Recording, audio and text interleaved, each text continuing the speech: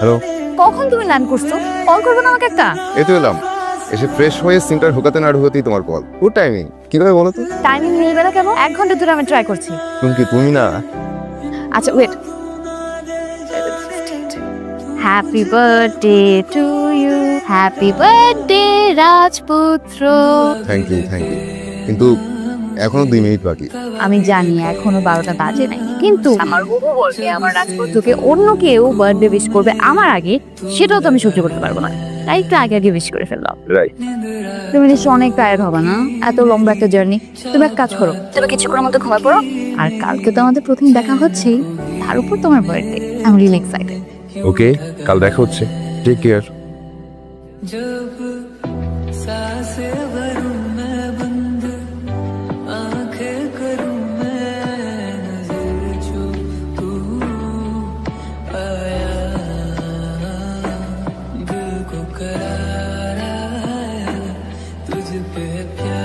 কি ব্যাপার, কথাই বলছো না?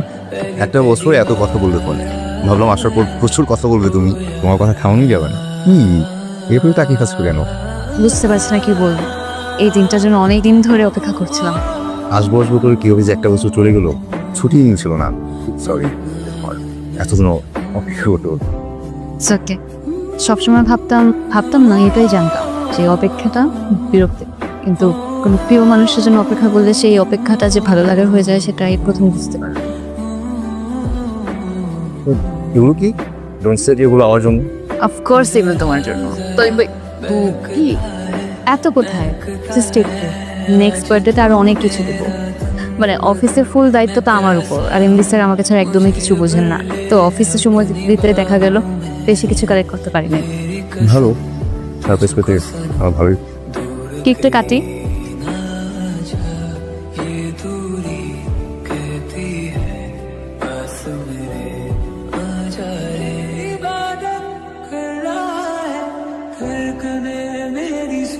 হ্যালো, কে?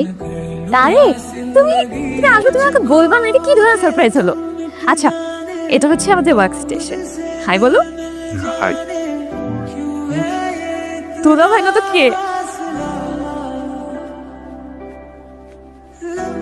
আর এটা হচ্ছে আমাদের ক্যান্টিন। কেমন বলো? বলেছিলাম না সুন্দর? শুধু সুন্দর না, এখানকার খাবারও খুব ভালো। কি খাবো বলো? পুডিং? হ্যাঁ, খাওয়া যায়। ঠিক আছে, আর সাথে কফি। কি আপনি এখানে? বস আপনাকে খুঁজতেছে, তাড়াতাড়ি যান। এমডি স্যার, ইম্পর্টেন্ট কিছু। আচ্ছা তারেক, তুমি একটু বসো, আমি এমডি স্যারের সাথে কথা বলে আসছি। হ্যাঁ, অলরেডি। থাকো, আই অর্ডারটা রাখেন। ভালো লাগছে। বসুন না, আড্ডা দিই। ভাই আড্ডা পরে হবে, আপাতত একটা জরুরি বিষয়ে কথা বলতে আসছি, সেটাকে শেষ করি। জরুরি কথা আমার সাথে?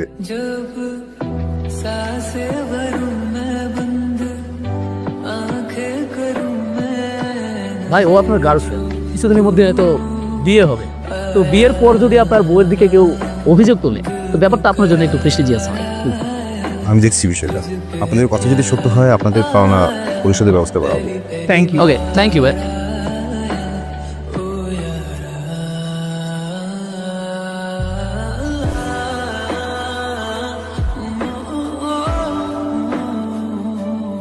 কি বলবে বলো? কি ব্যাপার, ফোন ধরছো না? কখন থেকে তোমাকে কল করছি। আর তুমি ওভাবে চলে আসলে কেন? ইচ্ছে হলো চলে আসলাম। ইচ্ছে হলো মানে? সবসময় সব কারণ বলতে ভালো লাগে না। প্লিজ আয়ান, কি হয়েছে বলবে? কারণ যদি বলতে হয় তো আগামীকাল আসো, সঙ্গে সঙ্গে কথা বলি, তখন বলা যাবে। রাখি, তখন কথা বলতে ভালো লাগছে। কি হয়েছে বলবা? চুপচাপ কেন কথা বলছো না? অফিস থেকে কিছু না বলে ফিরে ফোন করলাম, ফোনও ধরলা না। এখানে দেখা করতে চাইলে ওকে, এতদিন তোমার কথা শুনেছি, আজ আমি বলি। তার আগে তোমার কিছু প্রশ্ন করতে পারি? তোমার স্যালারি কত? স্যালারি 1,20,000। বাবা কি করেন? তা আগেই তোমাকে আমি বলেছিলাম, বাবা গার্মেন্টসের ওনার। তোমার কোনো লোন আছে? না, লোন থাকবে কেন? তুমি প্রশ্নগুলো কেন করছো? তুমি এই মুহূর্তে আমার চোখের দিকে তাকিয়েও মিথ্যা বল। সত্যটা আমি বলছি। তোমার স্যালারি 40,000। তোমার বাবা একজন সাধারণ চাকরিজীবী। তোমার আজ পর্যন্ত লোন আছে 8,90,000 555 টাকা। এবং আমি তাও বুঝতে পারছি যে এসব থেকেই তুমি আমাকে গিফট করবে। দেখো চুমকি, তোমার কাছে আমি কখন চেয়েছি, ইনফ্যাক্ট কোনো কিছু চেয়েছি, আমি আমার পাশে সিম্পল অনেস্ট একজনকে চেয়েছি, আমি তুমি তাই ভেবেছি। কিন্তু নট দ্যাট চুমকি, একটা মিথ্যেকে সত্য করতে অনেকগুলো মিথ্যে বলে দিতে হয়, আর সেটা কন্টিনিউ করতে এই মিথ্যে অভিনয় করে দিতে হয়। আমি তোমার অভিনেত্রী চাই। তোমার কিছু বলার আছে? Fine, I got my answer.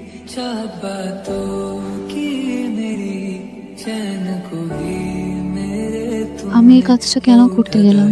টাকা ধার করে দামি মোবাইল কিনেছি, দামি দামি পোশাক কিনলাম, শো অফ করার জন্য ক্রেডিট কার্ডও নিলাম ব্যাংক থেকে। কিন্তু ওকে ইমপ্রেস করার জন্য আমার এসব করা একদম উচিত হয়নি, একদমই না।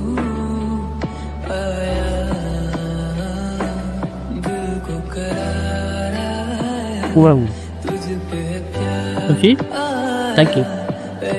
থ্যাংক ইউ চুমকি।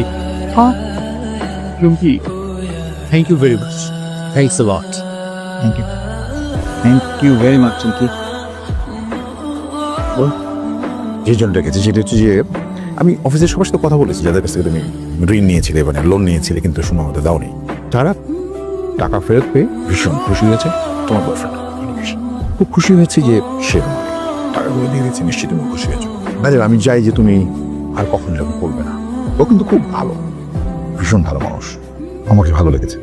সে একটা ভালো মনে চোখ ছাড়বে, সাদা মনের মানুষ সারা জীবন আনতে পারবে। ঠিক আছে চুমকি? অফিসের সবার টাকা তুমি পরিশোধ করে দিয়েছো, থ্যাংক ইউ, কিন্তু দরকার ছিল না। দেখো চুমকি, তোমার আমার মাঝে একটা দূরত্ব তৈরি হয়েছে, কিন্তু আমি তো তোমাকে ভালোবাসি। আমি চাই না আমার ভালোবাসার মানুষ কারো কাছে ছোট হোক। আমি আমার স্যালারি থেকে টাকা জমিয়ে তোমার ঋণ পরিশোধ করি।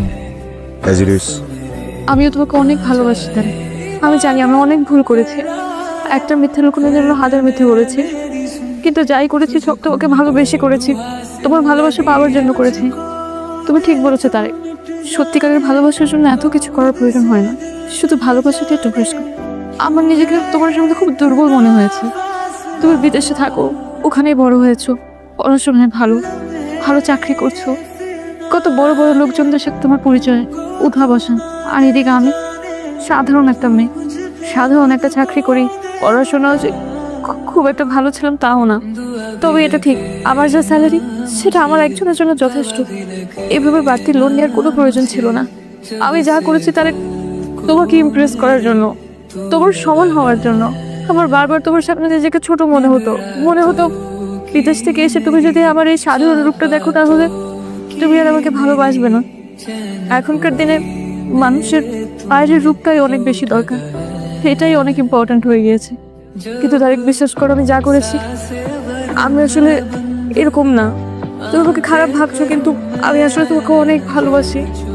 আমি অনেক ভুল করে ফেলেছি, আমাকে কি শেষবারের মতো ক্ষমা করে দেওয়া যায় না প্লিজ তারেক? দেখো চুমকি, ভালো থাকতে ভালোবাসতে এত বেশি প্রয়োজন হয় অনেস্টি। চুমকি, তোমাকে আমি বিশ্বাস করতাম, সেই বিশ্বাসটা নেই। বিশ্বাস আর নিঃশ্বাস না একই রকম, একবার চলে গেলে আর ফিরে আসে। ভুল মেয়েরা একটু অন্যায় নিয়ে নেওয়া যায়। চুমকি, কারেন্টটা সরিয়ে নিলেও না যারা দিকটা থেকে যায়। আমাদের সুখগুলো কারেন্টের বারবার কতগুলো গাড়ি সামনের ফ্লাইটে আমার ফ্লাইট পেয়ে যাচ্ছি।